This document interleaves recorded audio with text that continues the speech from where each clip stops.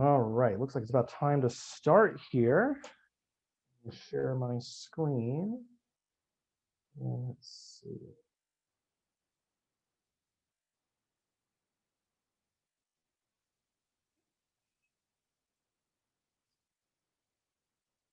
All right, that's looking pretty good.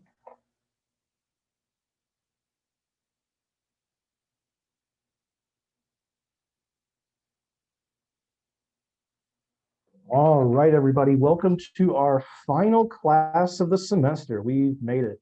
This is definitely one of those semesters that seemed like very long, but very short at the same time. I don't know if you guys felt that too, but yeah, that's definitely my opinion of this semester. Yeah, it's definitely been a rough ride. But anyways, today we're going to do some review for the final exam, and which is going to be this Saturday from 8 to 10 p.m. And I don't know if you've seen my announcements recently, so I put up 3 old exams for you guys to look at. I also just, like about an hour ago, uploaded solutions to those if you want to look at those. And then last night I put up a practice exam for you guys to look at, kind of similar to the other practice exams that we've had for the prior tests. So today I'm happy to answer any questions that you guys have on those things. But before, I just want to remind you guys of 2 things. There is a teaching center review tonight, kind of similar to the other ones they've done. And if I'm not mistaken, I think it's 6 to 8 p.m. Someone correct me if I'm wrong about that, but I'm pretty sure it's 6 to 8 p.m. I sent this out in an announcement yesterday as well. So that's tonight. So if you want to get some extra studying in, I recommend you go take a look at that. That's going to be good. And then I'm giving an extra review tomorrow during periods 5 and 6, which is 11:45 through 1:40. And both of these will be recorded. So the Teaching Center one, I'll post the link to that once after it's over and they send me the link. And then for the extra review tomorrow, I'm going to upload that to YouTube soon after after we do the review itself. So I'll put that onto YouTube for you guys to look at later. All right, so these are the reviews coming up. Also, in light of me doing this review, I'm moving my Thursday office hour.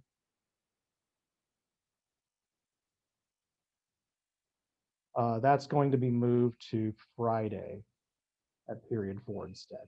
I don't know, 3 periods in a row is a bit rough for me. So I can't do my Thursday period 4 office hour like usual. So I'm going to move that to Friday period. All right, I think that's about it for announcements and review. All right, so let's open the floodgates here. Let's see what you guys want to go over here. So you spam the chat with whatever you want to talk about here. But please be respectful. Don't just keep spamming it like multiple times in a row. Give everyone a chance to vote here effectively. All right. Let's see. There's a lot of trig sub. Let's see, some power series. Everything. Unfortunately, I don't think we're gonna have time for everything.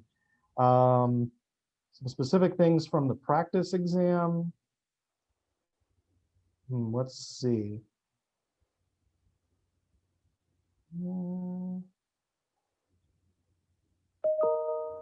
Okay, it seems like trig integrals seem to be the most, or trig sub tend to be the most common request here.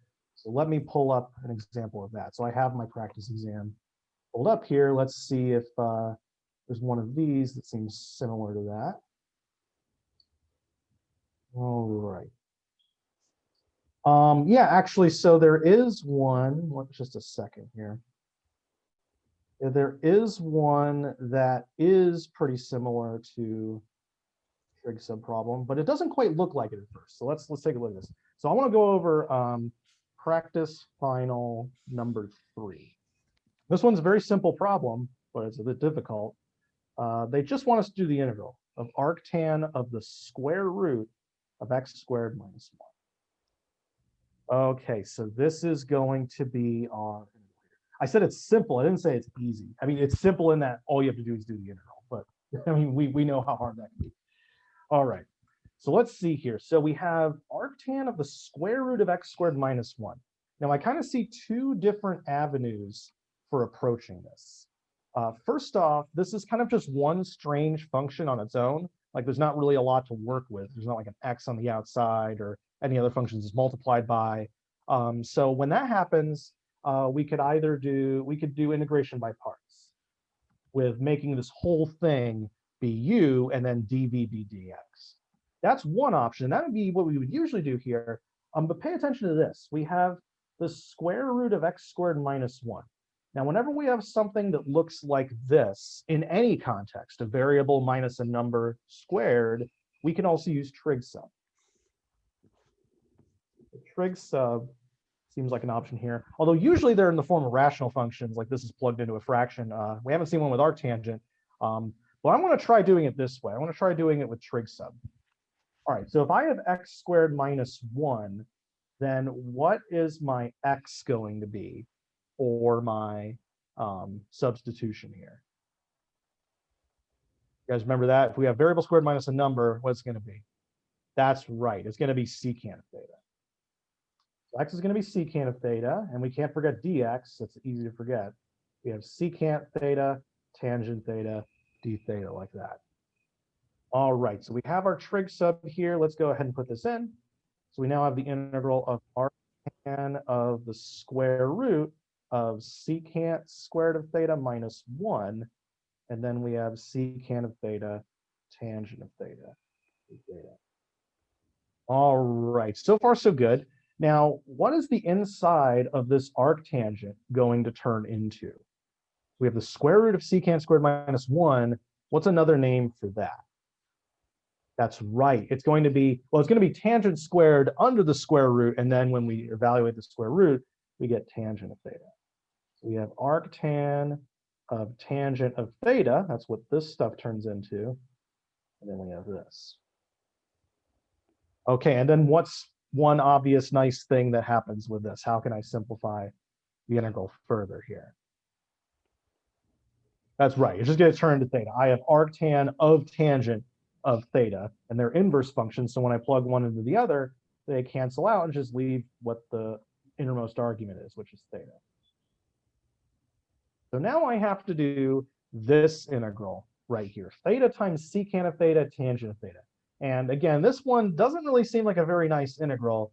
But what I'm going to do here is I'm going to use integration by parts, because it's definitely nice to take the derivative of this.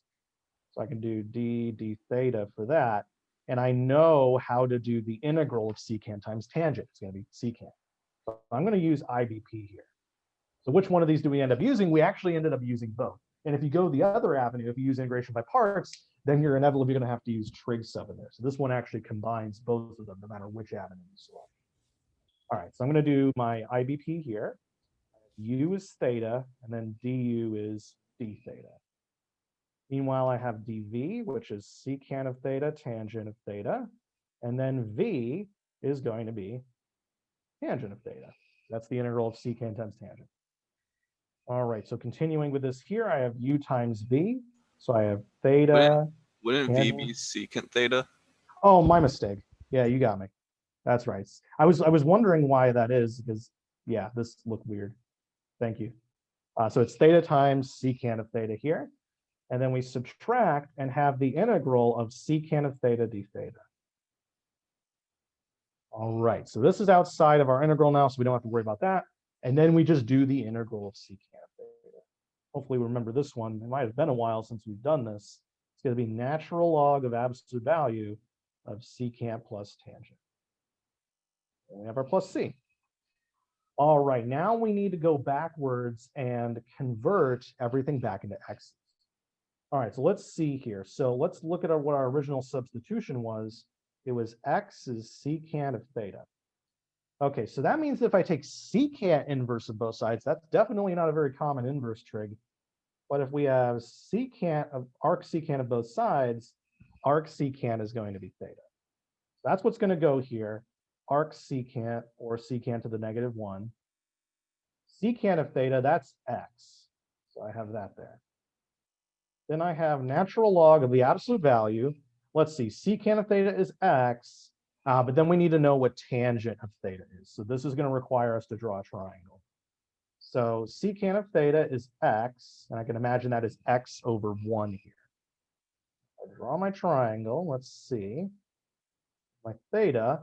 Secant is going to be hypotenuse over adjacent.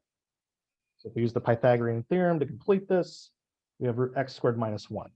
And the right track still applies. We should see something that looks like this in our original integral, and lo and behold, that was what was plugged into arctangent. So then we want to do tangent. That's going to be root x squared minus 1 divided by 1. So just root x squared minus 1.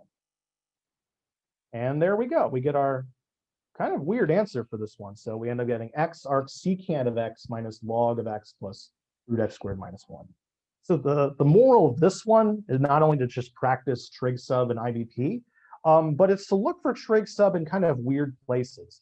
Remember, if you have any of the 3 of these kind of situations, then you can use trig sub. Even if it looks a little bit strange like that, you can still use trig sub, even if it's not a traditional like fraction right there. All right, so that's how we did this one. This is definitely a really good integral to practice. This kind of does half of our techniques for integration for this method. Does it need a square root? No, it does not. So I could have rewritten this problem and made it just be x squared minus 1, and it would have essentially went, well, actually that would have been more difficult because arctan and tangent squared cancel in a weird way. But yeah, you don't need a square root in order to do trig sub. What if you used IVP first? Then you're going to get some really weird rational function that you need to use trig sub on. And it would have eventually boiled down to doing this integral. Both paths, if I'm not mistaken, lead to this integral if you do it correctly. I think I tried it this way though. It's a little bit rougher doing IVP first. I think doing trig sub in this case ended up. So if you think you could do trig sub, use trig sub for complicated integrals like this. But if you know how to maybe do it with like partial fractions or a u sub or something, definitely use that. But if you're facing something kind of weird looking like this, then trig sub might be. What are the 3 trig subs? For this one, it's going to be x is a sine of theta. For this one, x is going to be a secant of theta. And for this one, it's going to be x is a tangent of theta.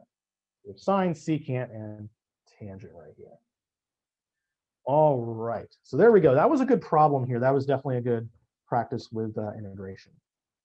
All right, so let's see here. All right, let's see the stream of consciousness here again. Let's see what other questions you guys want to go over. I think I saw a few people asking about series earlier, so maybe we can talk about those. Let's see. Oh, Ethan has a question. What are the weird integrals we should memorize? We should know the integrals of all the basic trig functions, but then remember there was one integral that showed up common enough for us to warrant memorizing. And that's the integral of secant cubed of theta. If we know this integral, we could save a lot of time with some problems. Remember, this is 1/2 secant of theta tangent of theta plus natural log of absolute value of secant. I do recommend. Oops! I just crossed out the formula. I do recommend memorizing this guy right here. That's a good. I guess that counts as a weird integral to memorize. All right, let's see here. Let's see here. Seems like there's a little bit of desire to go over some power series applications. Oh, Ben, it was on the homework. So I gave you guys a few different applications of power series on the homework. So that's where it came from. All right, yeah. Well, why don't we do one of those problems now? Why don't we cover one of these? Let's see. Do I have one in the practice exam? I may have given a high derivative one instead. Oh,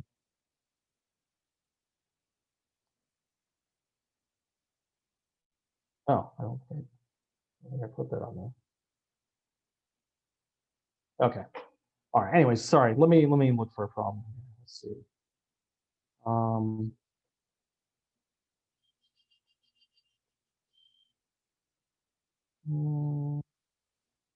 3 on spring of 16. That one. Okay. Oh yeah, that's a good one to do. Yeah, why don't we do that one? And then we'll do more integrals afterwards. All right, so this is spring of 16, number 3.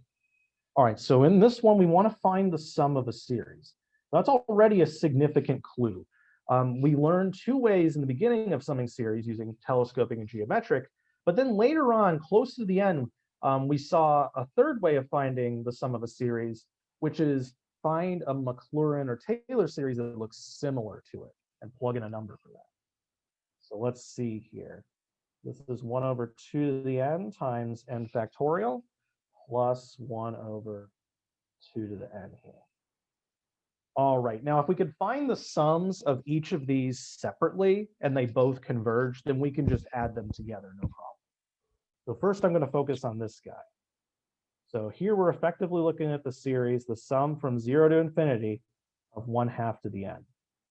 And since 1/2 has an absolute value of less than 1, then this one is going to be, we're going to be able to use our formula for this.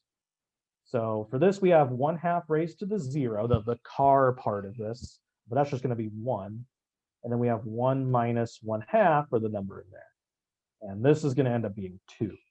So this chunk of the series will give you 2 right here. Then for the other part of this, remember we also have the other part of the series here. This is the sum from 0 to infinity of 1 over 2 to the n factorial, like that. Oh yeah, this answers Savannah's question. Yeah, I'm effectively splitting up this series over addition here. Oh, what's the general formula for this? So the sum from n equals r to infinity of a to the n is, oh, and then maybe if there's a constant there, it's c times a to the r over 1 minus a. That's only if absolute value of a is less than 1. So this is the geometric series formula. This is where I got this stuff here from. All right. And then now I need to look at this guy. Now this factorial is making it not be a geometric series anymore. This factorial is kind of messing things up here. So it's also not going to be a telescopic. I don't see any way we can make subtraction come into this. So that means we're probably going to have to find a Maclaurin series that looks similar. And if we see a factorial down there, that's a pretty strong hint that there might be a Maclaurin series nearby. So let's see. So if we have an n factorial on the bottom, then which function's Maclaurin series will look closest to this? Which one has an n factorial on the bottom? Oh yeah, it looks like Tristan's thinking ahead here. Yeah, but it's going to be e to the x. So remember that e to the x, or actually you don't even need to remember this on your formula sheet, is the sum from 0 to infinity of x to the n over n factorial. All right, now all we need to do, we have the n factorial. All we need to do is get this to turn into a 2 to the n on the bottom. That will happen if we plug in x as 1/2.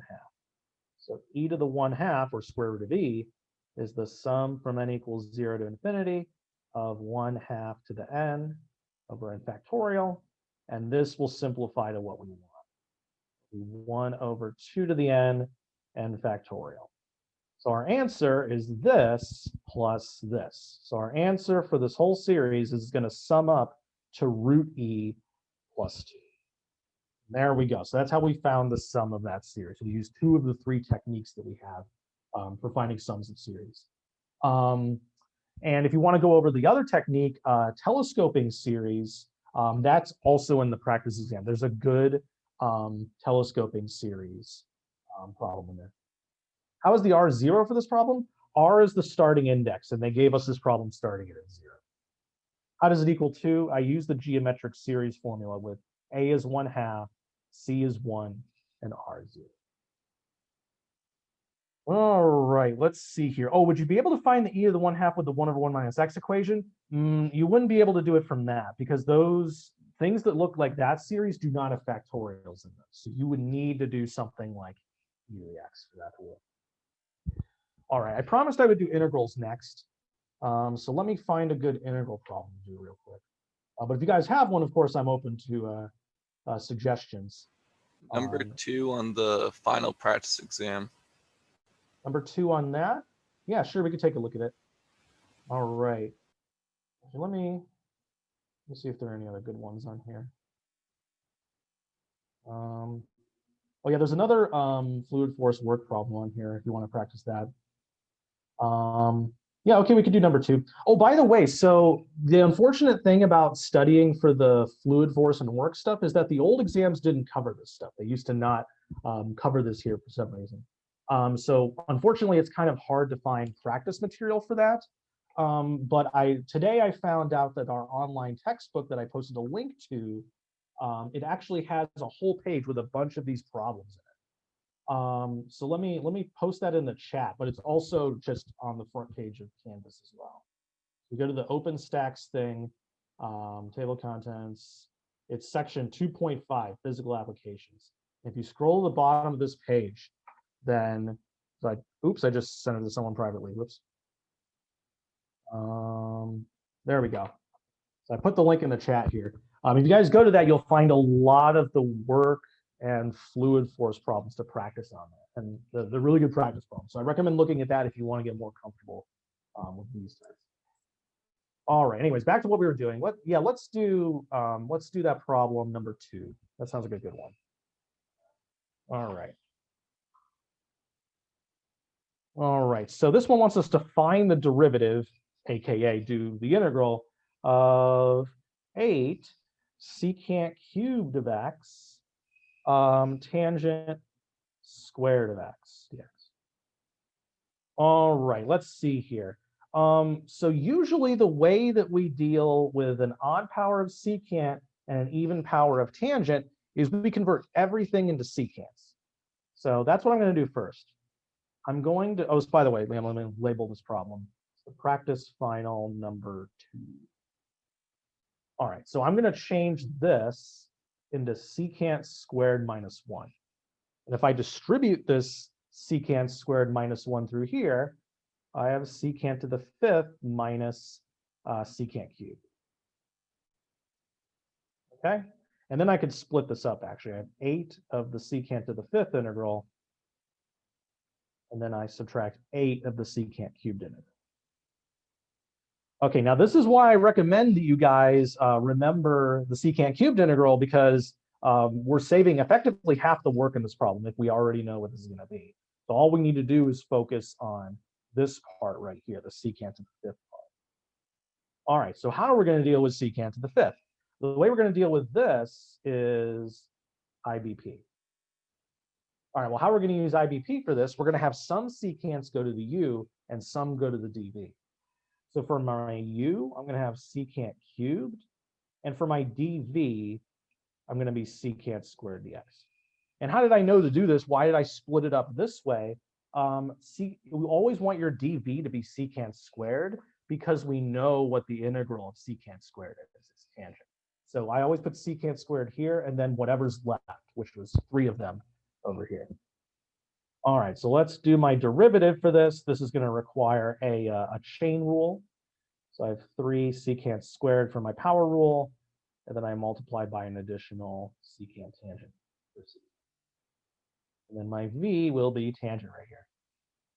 All right, now let's put everything together into this equation over here. So let's see. So on this side, we have 8 times the integral of secant cubed tangent squared of x. That's going to be equal to 8 times, let's see, so we have secant cubed of x tangent of x. This is the UV part. And then we subtract, and then we're going to have the integral with a 3 right here of secant cubed if I combine these, and then tangent squared. Okay, so this secant to the 5th turned into all of this stuff right here. And then don't forget that we have this secant cubed hanging out here. Okay, so let's see here. So if I distribute through all of this stuff, actually, let me cancel out all of these 8s, but don't let me forget to put the 8s back. because we want to know what 8 times this is. So I'm going to cancel out all these 8s for now. Where did the tangent squared come from?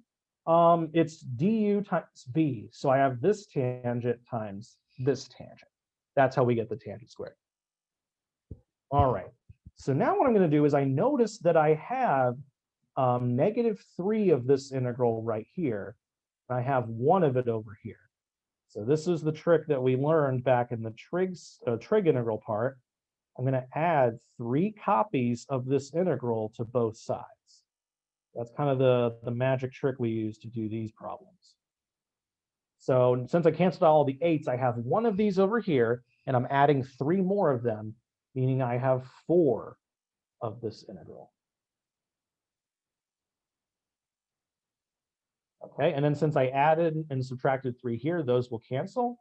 And so I just have secant cubed of x tangent of x, and then I have minus the integral of secant cubed over here. Okay, so now all I need to do to get my answer is multiply by 2, so I have that 8 coefficient again. Remember, don't forget about that 8 that we had up here. And then I also need to do this. But fortunately, this is the one I just reminded you about to memorize. If we didn't memorize this, we would have to do IBP again and repeat the same process one more time. But this appears often enough that we can skip that if we memorize it. So I'm just going to put in what this is. Remember, this is 1/2 times secant of x tangent of x plus the natural log of absolute value of secant plus tangent like that. Remember, this is 4 times our integral here. Or remember, the whole goal of this was to get 8 times the integral. We wanted the integral of 8 secant. So we're going to multiply everything by 2. So I have 8 times this integral, and then that's exactly what I want. So I have 2 secant cubed of x tangent of x, and then the 2 and the 1/2 will cancel. So I have minus secant of x tangent of x, and then minus natural log of secant plus, and then plus c. So there we go. There's going to be our antiderivative for secant cubed times tangent squared.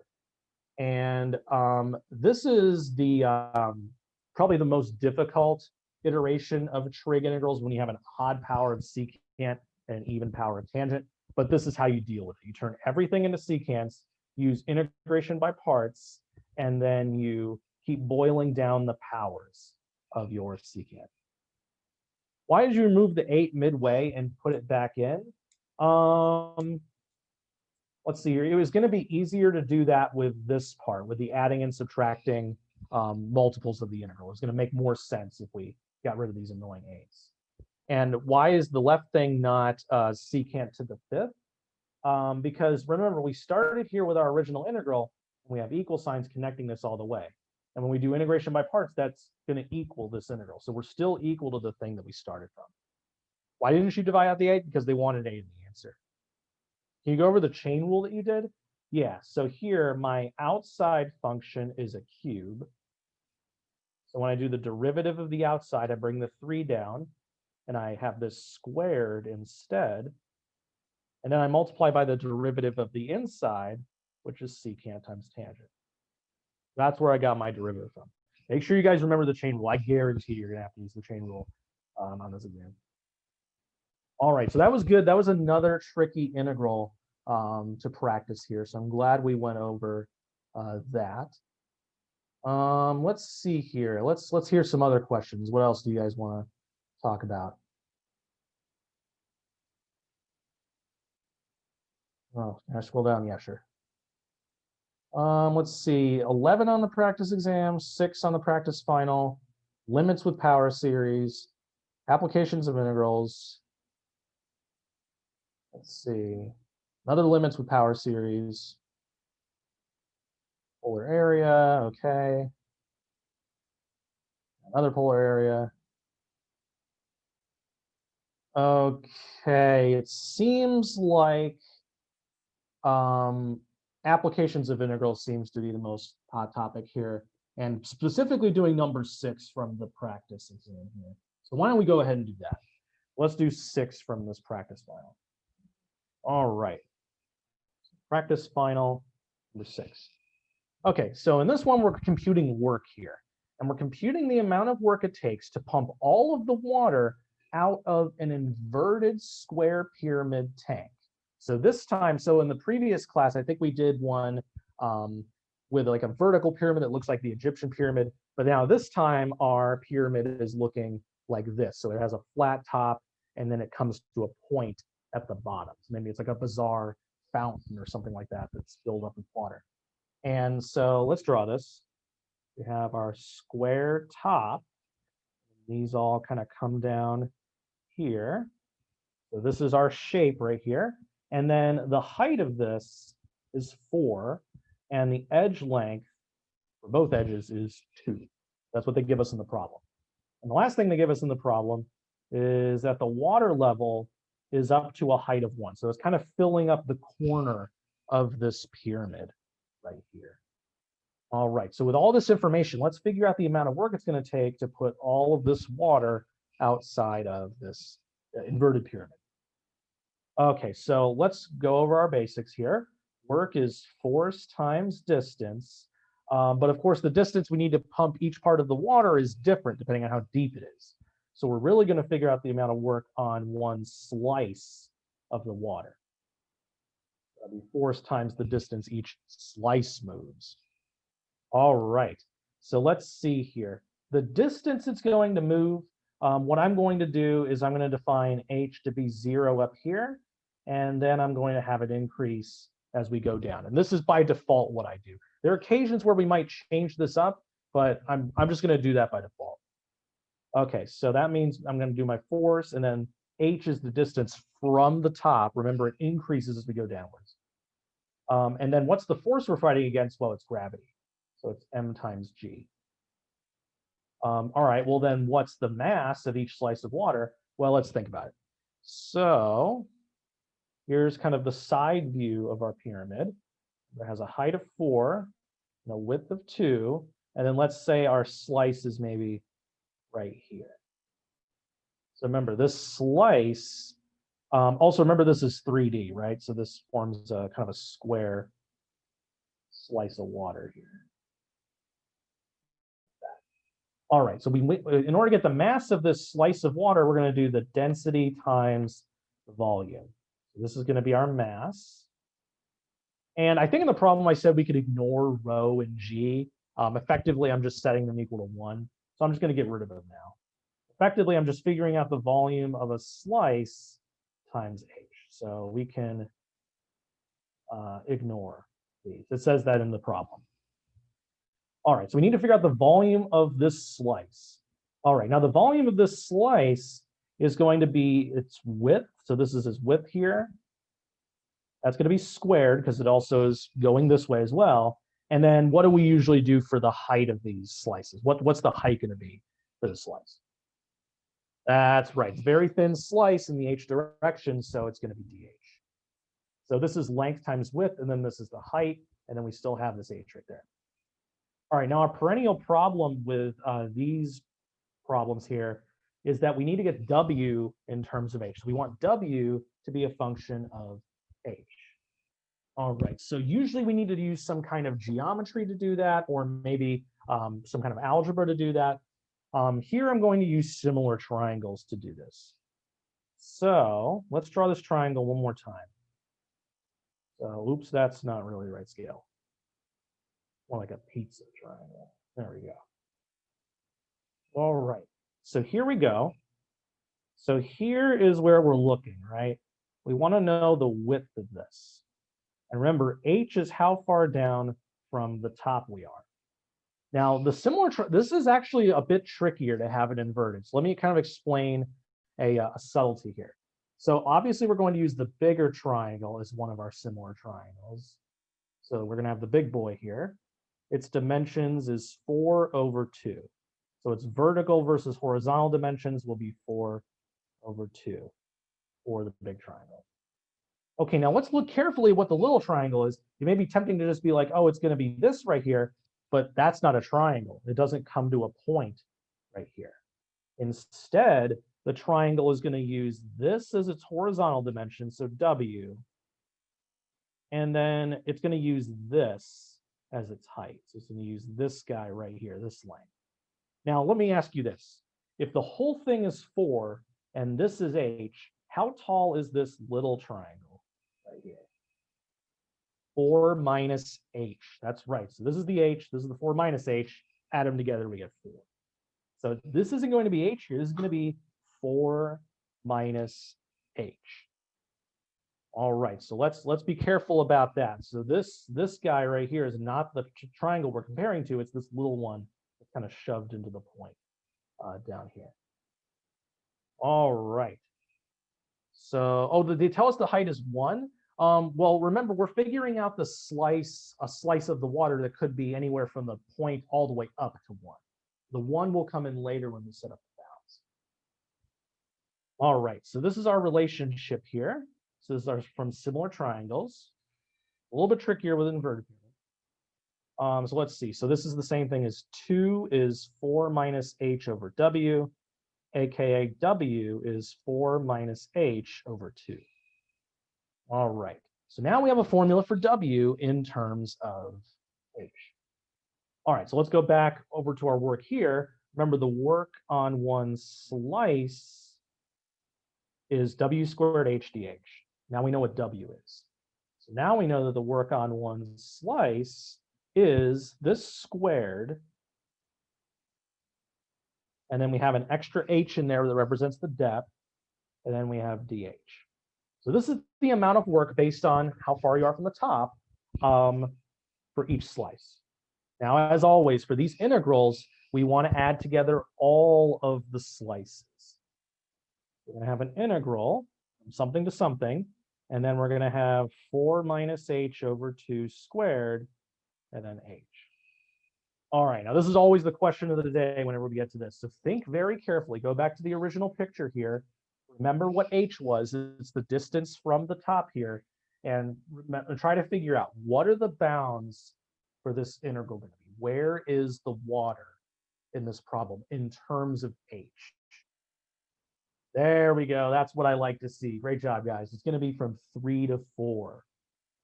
That's right. It's not going to be from 0 to 1 because remember, I defined h to be 0 at the top of the pyramid and then increase as we go down.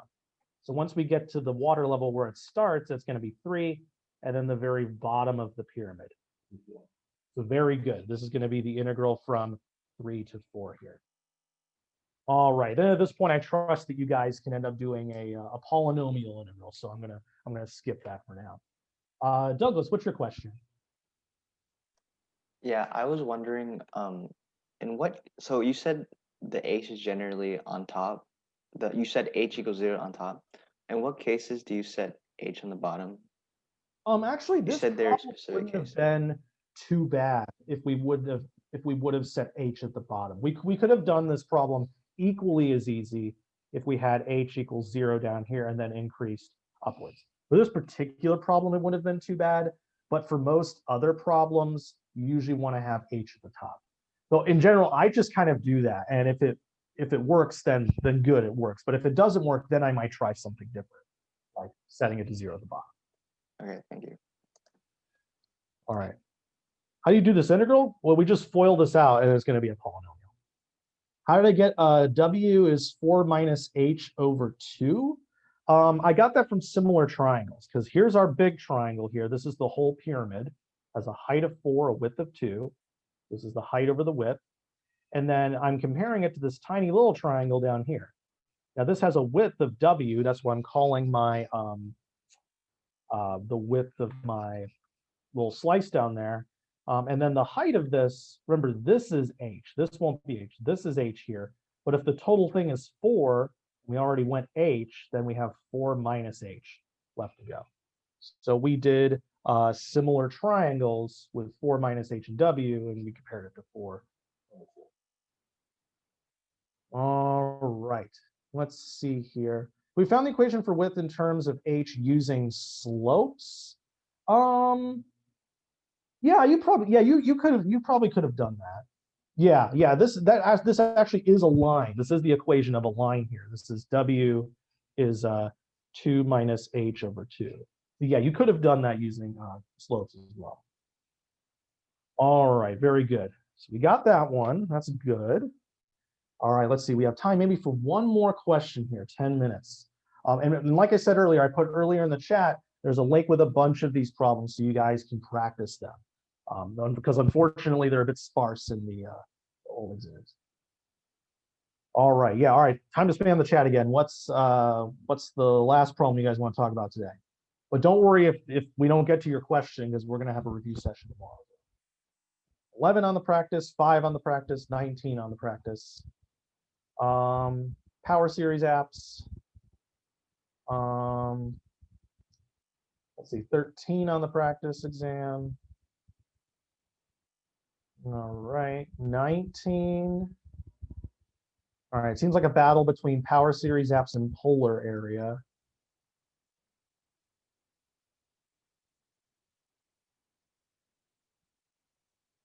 Okay, it looks like the tide is turning to power series apps. Yeah, so let's go ahead and do one of those then. Now, let me ask you this. Would you rather do one where it's a weird limit, or would you rather do one where you take a high derivative? Which one of those would you rather do? All right, we have a lot of limits. A few derivatives in there. Okay, let's do a limit one. Let's do a limit. All right, let me make one up here. Let's do the limit as x goes to 0 of sine of, let's say, x cubed minus x cubed plus x to the 6th over 6. And then this is all going to be over x to the 9. Let's just spice it up. Let's put a 3 in there to make things harder. There we go. All right, so let's say we want to find this limit right here. Now, if we started doing L'Hopital's rule, this could take upwards of 9 times to do this. So we don't want to use L'Hopital's rule here, although it's more feasible than doing 100 derivatives for the other type of problem. But yeah, don't use L'Hopital's rule here. All right, so now what I want to do is I want to replace sine of x cubed with a power series. And where do I center this power series? I center it wherever the limit's going, which is 0. So I am going to use a Maclaurin series for this. All right, so our vanilla sine series here, the one we have on our formula sheet, is -1 to the n, x to the 2n plus 1 over 2n plus 1 factorial here. Okay, so then what if I want to do sine of x cubed? I could put the x cubed here, and then the only difference will be the sum from 0 to infinity. The -1 to the n will be the same. I'm just going to multiply this power by 3. So I have x to the 6n plus 3. That's still going to be over 2n plus 1 factorial. All right. So anyways, this is our Maclaurin series for sine. Now with these, I would recommend writing out the first few terms. Because typically the way these limits work is that there's going to be some cancellation with the first few terms here. Okay, so let's see here. So if I write out the first few terms of this, I plug in 0, that's going to give me x cubed, which is convenient because I have a negative x cubed there. If I plug in n equals 1, let's see, I'm going to get, I meant to make this be a 9. My bad. And then this was supposed to be a 15. That's what I get for making up problems in my head. Yeah, so, so if we went to n equals 1, we're going to have minus x to the 9th over 3 factorial. And then we'll have plus x to the 15th over 5 factorial minus x to the 21st over 7 factorial. And that should probably be enough. All right, so now that we have this, these are the first few terms of our series here. We're going to put that in place of the sine of x cubed. So now we have the limit as x goes to 0 of x cubed minus x to the 9th over 3 factorial plus x to the 15th over 5 factorial, and so on and so on. And this presumably goes on forever. Well, it certainly goes on forever because it's an infinite series. And then we have minus x cubed plus x to the 9th over 6. And then down here, we still have this 3x to the 15th. All righty. So now what we're going to do is we're going to take advantage of the fact that we can write sine of x cubed as one of these infinitely long polynomials. You notice we have an x cubed here, but then after the series, we have a minus x cubed. So those will be able to go away. And then we have negative x to the 9th over 3 factorial, but 3 factorial is 6. So this and that will cancel. And so I've been able to cancel these two terms here without doing a bunch of L'Hopital's rule. All right. Now look at the remaining terms here. So we got rid of these guys. These are no longer part of the fraction. We have x to the 15th over 5 factorial minus x to the 21st over 7 factorial. And then that keeps going on for a bunch of other terms which we don't care about. Now, if I were to simplify this limit further with what I have remaining, how could I do that? How could I simplify this limit a little bit more? What do all these terms have in common, at least? That's right. They have x to the 15th in common. So yeah, so the minimum power of x we have up here is x to the 15th because it just keeps increasing by 6 every single time here. And I have an x to the 15th on the bottom. What I'm going to do is I'm going to cancel this out. And what do I have now? Well, I just have a 3 down there. I have 1 over 5 factorial here. I have x to the 6th over 7 factorial. I guess I'll just write another one. X to the 12th over 9 factorial, and that would go up. All right, now it still looks a little intimidating. We still have a lot of terms here. But now if we send x to 0, this will go to 0, this will go to 0, every other power of x will go to 0, but these will not go to 0. These are now just constants. So if we evaluate our limit, send all of those to 0, we have 1 over 3 times 5 factorial, or 1 over 360. So that's how we do limits using series. We replace the kind of strange function there with a series representation, cancel some stuff out, and then divide by the power of x. That's usually the recipe for doing those. You go over where the rest of the equation went after cubing x squared x to the 2n plus 1. So I did that here, and the series is the same except for the power of x. And then this is just the first few terms. So I'm not cutting this off here. I'm not just saying, oh, it's just only equal to this. There's a dot, dot, dot here as well. So presumably this continues on going. I just wanted to write out the first few terms to see how we're going to cancel this stuff in the numerator here. How did I cancel out the x to the 15th? So these terms went away, these terms went away. Every other remaining term had at least an x to the 15th on it. And then we had an x to the 15th on the bottom as well. Canceled out an x to the 15th on the top and bottom. Quick question. What happens if you ask for a third degree polynomial and the series never gives you that degree polynomial? Oh yeah, so like if you want like the third degree Maclaurin polynomial for cosine, you only go up to x squared. There's no x cubed you could pick, and you can't go on to x to the 4th. So you just omit whatever it is. Let's see. Can we do a high derivative really quickly? Let's see here. I guess we could do that. Yeah, we should have just enough time here, and then yeah, that'll be it. All right, so let's say our function is I don't know, let me come up with something here. Well, when we use sine of x cubed again. Let's say we have this function being sine of x cubed, and I want to know what the, I gotta make sure not to mess this up here.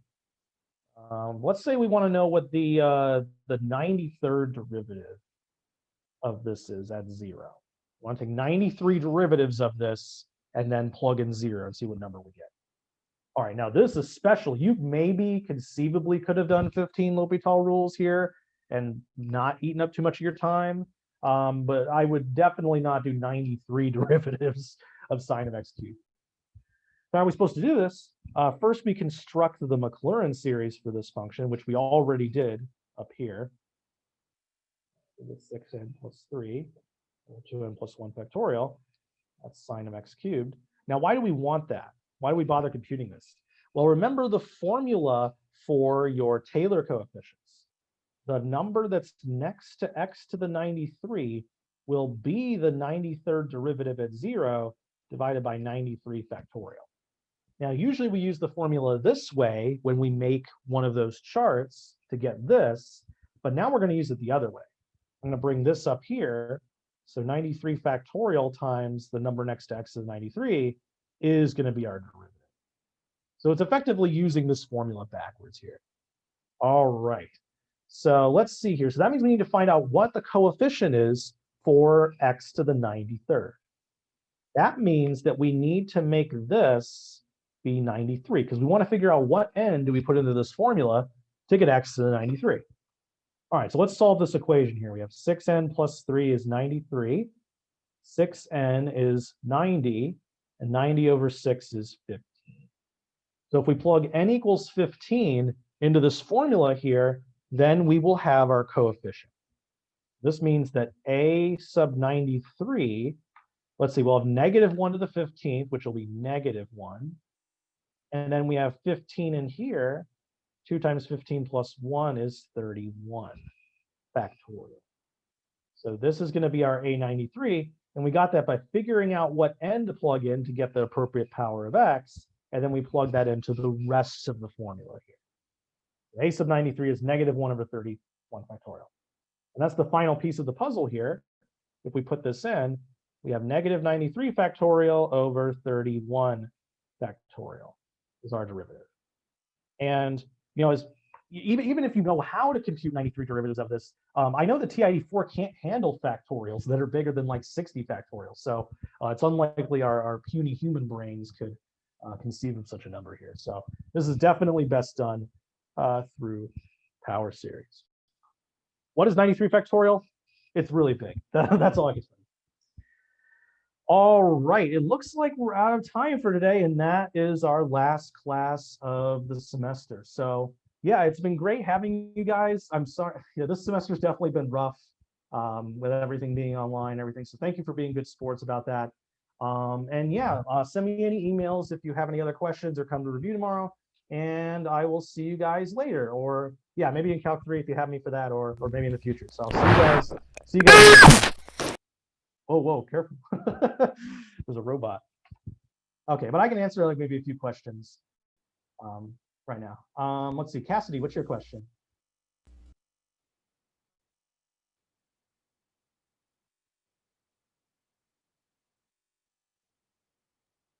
Oh, you guys want to see milkshake? Okay.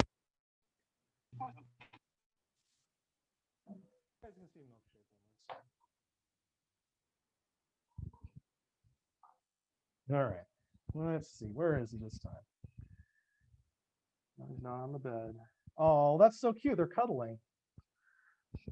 There they are, there's Merlin and Milkshake. They love each other, even though they fight every night. There we go.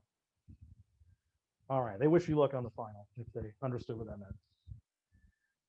All right, yeah, let's get to questions here. Cassidy, are you there?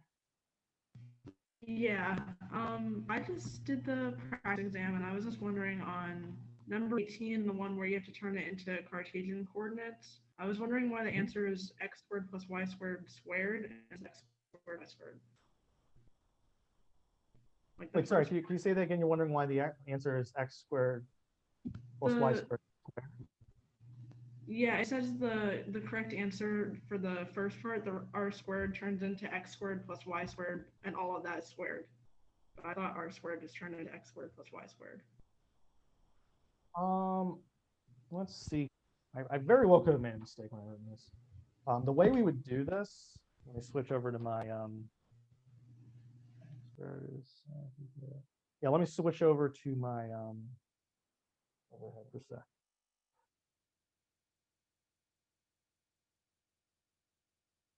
Yeah, all right, so we have r squared is sine of 2 theta. Now, the key thing here is to use the double angle formula for sine. So sine of 2 theta is 2 sine of theta cosine theta. And why did I want to do that? It's because I know how to turn sine and cosines into x and y. And they can do that when they have an r next to them. But the problem is I don't have an r next to either of these. So I need an r next to sine, and I need an r next to cosine in order for this to work. So we're going to need to multiply both sides by r squared. I have r squared, and then now that's squared. And then I have 2r sine of theta times r cosine of theta. And then right here, here's where we can use our conversion. This is going to be y, and this is going to be x. And then this in here is x squared plus y squared. That whole thing is squared. That's how we get the that equation here. All right, let's see here. Slide the page up some. Yeah, maybe I'll do it that much. All right, let's see here. Who's next on the list? Does that make sense, Cassidy? Was that okay? Yeah, that makes sense. Thank you. All right, great. All right, Savannah, what's your question? Can you hear me? That's what it's working. I can hear you now. Yeah. Okay, I just wanted to go back to your power series application problem. The one with the Okay. limits or the derivatives? The limit All with right. the sine of x cubed. Yeah, that's right here. Okay, so I understand that it's a sine of x function, so you made them both look alike by making it sine of x cubed and applying the cube to the x power. Mhm. But why did you have to write out the first few terms first before why can't you just do the function, the series minus x cubed plus x 19 to the sixth and all that? Well, I mean, I could have written that in there. So just as much as I could have written this, I could have just put in like sigma x to the 6n plus 3, da, da, da, da. Yeah, I could have put that in there, but then it wouldn't have been obvious how this is supposed to interact with these terms right here. So it's a bit more obvious how they're going to cancel out if I actually write out the terms rather than putting it in sigma notation. So I recommend you do the same if you have any problem with this. So you just like wrote out like the first like 3 or 4 terms so you can like see how they relate and then cancel out. That's Because right. I was going to Yeah. ask you, where'd you know where to stop in terms of terms? I would write out maybe like, so there are 2 extras here. I think to be safe, I would maybe write out 2 more than however many you have here. So that's why I wrote out maybe like 4. Yeah, that should be enough to see what's going on. Okay, and then once you crossed it out, you took whatever you have left. Because I'm like looking for like the bottom. Because you cross out x cubed and you cross out x to the 9. Yeah, so what did But I do when I went from here to here? What does it look like? yeah. Well, what's missing between here and here? What do you think I did here? So I know you crossed out the x cubed. You wrote out the first 4 terms, and then you put it to subtract by the rest of the equation, and allow you to cross out x cubed, and then 3 factorial is just 6. So it lets you cross that out as well. But for the x15 and x21 over Well, what I'm the asking here is how did I get from this stage to this stage? What's the difference between this fraction and this one right here? You can especially see it at the bottom. yeah, like there's no x15 at the bottom. Right. So there's no x to the 15 down here, and then let's look at the top. Originally, this thing over 5 factorial had an x to the 15th, but now it's just a 1. Originally, this was x to the 21 over the 7 factorial. I divide by an x to the 15th, so now it's just x to the 6. So I divide the top and bottom by x to the 15. You divided the top and the bottom by x15. Yeah. Okay, then where does your x12 come from though? It's coming from the ... here. So presumably in this step, I would have had like an x to the 27 out there. So if I divided by x to the 15th, it would turn into this. So I'm kind of just drawing more terms out from the ... Okay. Okay, and then, but then all you have left is you just take all of the actual values, the 5 factorial over 5 factorial times 3, and that's your final value because those are the only real values you have left. Yeah, because everything else with an x in it will go 0. Okay. Okay, it makes more sense now. Thank you. Good. Let's see here. Oh, Xander, I thought I fixed that. Let me take a look at that after class because you should be able to practice more than once. Alex, what's your question? Hi, Dr. Manley. I have a quick question about the high derivative example you had at the end. So I was a little curious about as to why. So you use a sub 93, right? And to get that term, you first find out that n is 15, correct? That's right. That's the thing that'll make x be to the 93rd power. Yeah. Okay, so I'm a little confused about. So earlier we used a sub n, right, to kind of show which term the A would represent. I'm curious as to why this time we use A sub X, like why the Oh, 93 is see. X So- instead of so N. the N in the Taylor series formula is different from the N right here. They're technically representing things.